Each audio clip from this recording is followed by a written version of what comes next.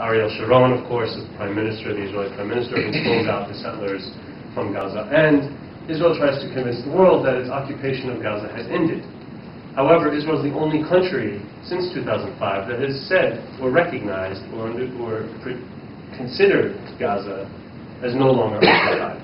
The rest of the international community, including the United States, according to international humanitarian law, according to the Geneva Conventions, Gaza Strip is still occupied by Israel. Why? Because it has control of its borders, it has control of its land space, it has effective control of its population. For all those reasons, this is why Gaza remains occupied. Anything that comes in and out of Gaza has to be approved by Israel. Full stop. Even with the Egyptian border at Rafah, anything that crosses that border has to be approved by Israel. So this is the situation of Gaza in 2005.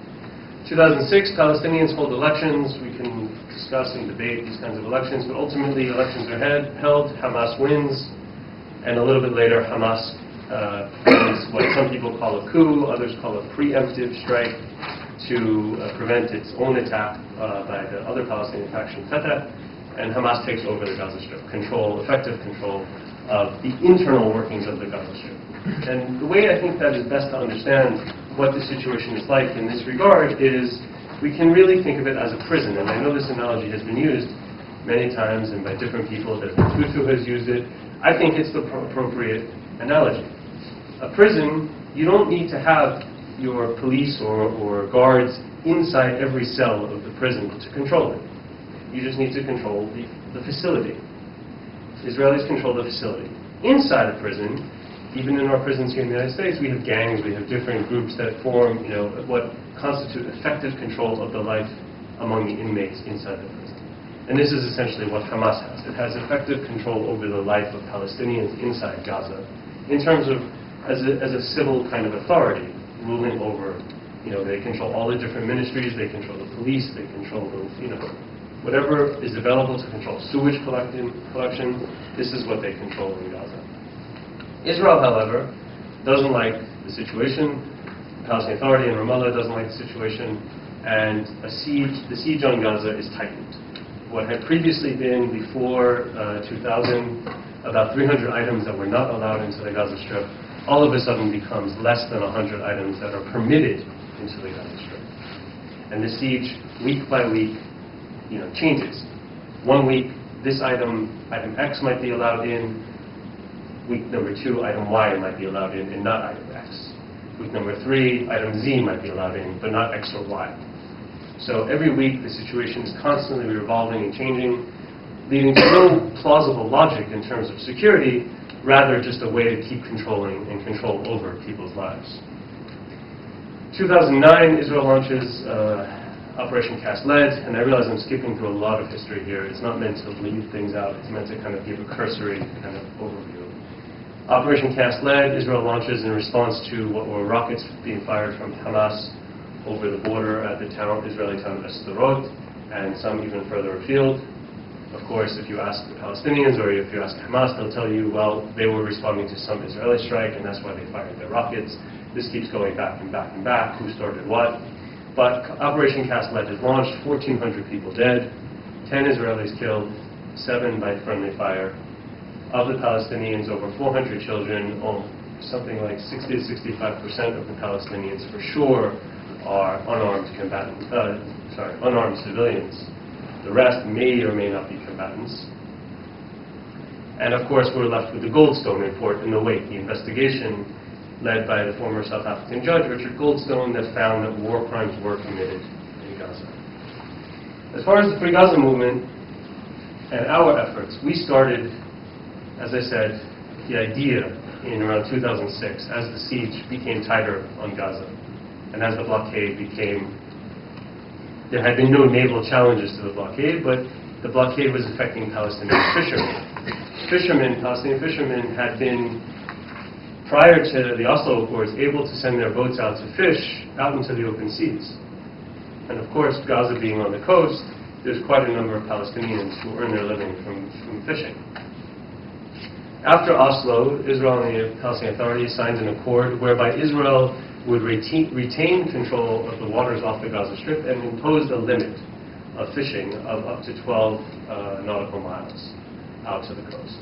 Over time, that nautical limit has been reduced, first from 12 to 6, then 6 to, I think, 3, and now it's not even 3, because Palestinian fishermen, when they go out today, can't even get out to 2 miles before their boats are fired upon. So it's effectively cutting down completely the fishing income and industry run by Palestinian fishermen in Gaza.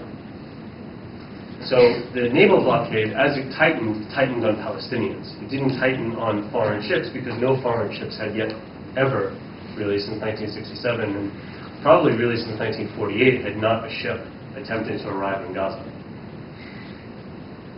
We decided that in order to try to confront and break the siege, the only way to do it was through the sea route. Unlike the West Bank, where you have access to the West Bank from Jordan, or even in some cases from Israel. Many of the people who come to join the International Solidarity Movement or other nonviolent efforts in the West Bank have been able to fly either into Ben Gurion Airport in Tel Aviv or into Amman International Airport and then cross the border. With Gaza, however, as I mentioned, it's pretty much a prison. There is no access or entry through Israel. And to try to get through Egypt became increasingly difficult and sometimes impossible, as Egypt keeps the border mostly closed, occasionally opening it for humanitarian reasons.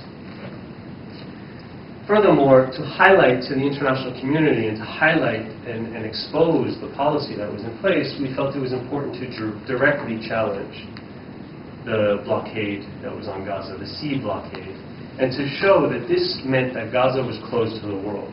Any other, think about it, any other territory around the globe, in any other part of the world that sits on the sea, has open access to the rest of the world. There isn't another territory anywhere that has a coast that doesn't have the ability to send out ships and receive ships. There is no other place. Gaza is the only place in the world like that. And so we decided that we would try to figure out how to do this. Or, I say we, but I mean the collective we. Again, this is before I was involved. So activists worked for about 2 years, mainly raising money, because this, of course, is the biggest challenge. This endeavor is not like any other activist endeavor. When we have people go to join nonviolent protests in the West Bank, all you have to do is cover your airline ticket. You have to come with maybe a couple $100 if you're going to be there for 2 weeks. You probably end up leaving with some money in your pocket, and it doesn't cost that much it doesn't cost anything to go out to a demonstration. Maybe you need to bring a camera, maybe you need to bring, get a cell phone, something like that, but it's not very expensive. To get a vote, however, is a whole different story. And I say this with laughing in my head because even today, even if we've been doing this for 2 years or more, we continually are learning new things about votes, about shipping, about registration, about licensing, about flagging, about ports, about port authorities, about you name it, we're learning. And it's not something that activists we're used to dealing with. We're not used to dealing with these kinds of bureaucracies. We're focused on direct action. We're focused on how to come up with strategies to deal with soldiers and police and things like that. We're not used to dealing with how to fill out paperwork properly in order to get a ship out of port. But that's what we had to start doing. And so in 2008, after a long period of time of fundraising and figuring out the bureaucracies and trying to find ships, Free Gaza was able to purchase 2 small fishing boats.